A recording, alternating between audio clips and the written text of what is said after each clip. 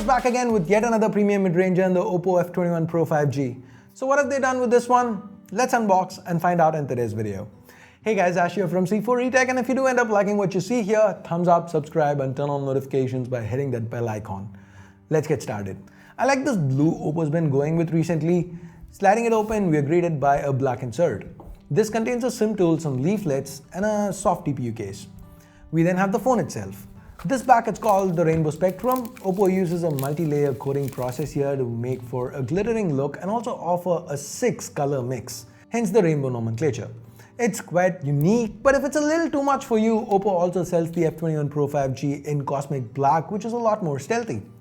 The phone comes with a screen protector pre-applied. Let me remove it to take a better look at that screen. We then have a USB Type-A to Type-C cable followed by a 33-watt SuperVOOC charger, and that's pretty much it for the inbox contents. Let's now take a closer look at the F21 Pro 5G and what it has to offer. The first thing you notice when you pick this phone up is how light it is. It weighs in at just 173 grams, which is impressive. But again, they've gone for a plastic back here and that isn't. Anyways, the phone is about 7.5 millimeters thick, and given the 6.4-inch display, it's pretty easy to use single-handed. Remember the LED to the camera array that we saw with the Renos? Here, the cameras themselves have LED rings surrounding them. They light up in varying shades of blue depending on the scenario.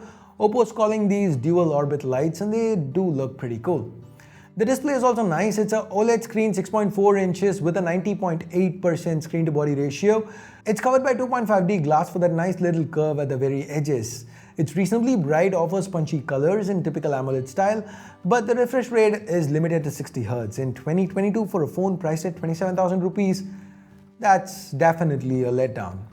Now under this display is a fingerprint scanner that's excellent, very quick and responsive. To the top left corner of the screen is a 16 megapixel f2.4 selfie camera, which helps with instant face unlock. The selfies themselves, here, you let me know what you think about it.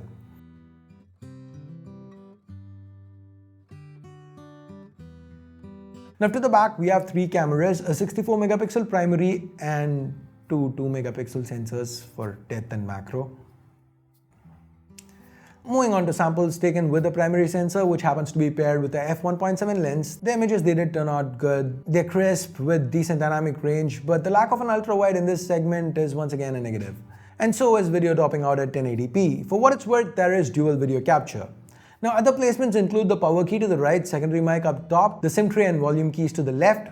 This is a hybrid tray, so you can use microSD if needed, and this phone has support for 6 5G bands. Not the best, but far from the worst. Finally, to the bottom we have a headphone jack, nice, primary microphone, USB Type-C port and a single speaker. Under the hood, the F21 Pro 5G is powered by Qualcomm Snapdragon 695 SoC, which has been pretty solid on other phones we've seen it on. It's paired with 8 gigs of RAM and 128 gigs of storage, which again is nice.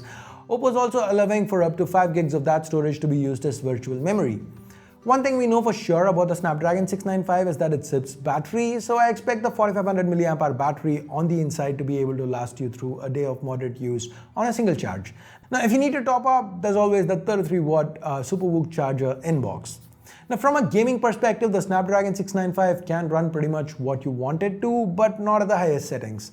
If you are willing to drop down a preset or two, then it should have no issues running what's thrown at it. With regular use, we get ColorOS 12, but it's built atop the older Android 11. And there's a lot of bloat that comes preloaded, but thankfully that can be uninstalled. And this phone cleans up quite nicely. OPPO's thrown in some extras like air gestures and emojis if that's your thing. In general, ColorOS, it's been getting better and better over time, and it's now today one of the most stable and feature-packed custom interfaces available.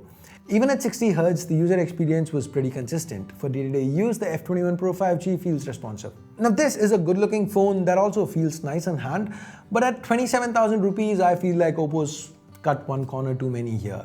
The refresh, the lack of ultra-wide, limited 5G bands. Now, what do you guys think? What do you think about the F21 Pro 5G? Do you think OPPO should have done something different, or do you think they should have priced it a little cheaper? What do you think would be a reasonable asking price for this one? Let me know in the comments below. And with that, we are at the end of this quick little unboxing and hands-on. Thumbs up, thumbs down based on whatever you felt about it. Subscribe, turn on notifications, hit that bell icon if you haven't yet. And thanks a lot for your time. Thanks a lot for watching. Until next time, my name's Ash. You've been watching C4eTech, and I'm signing off for now. You guys have a great day. Bye-bye.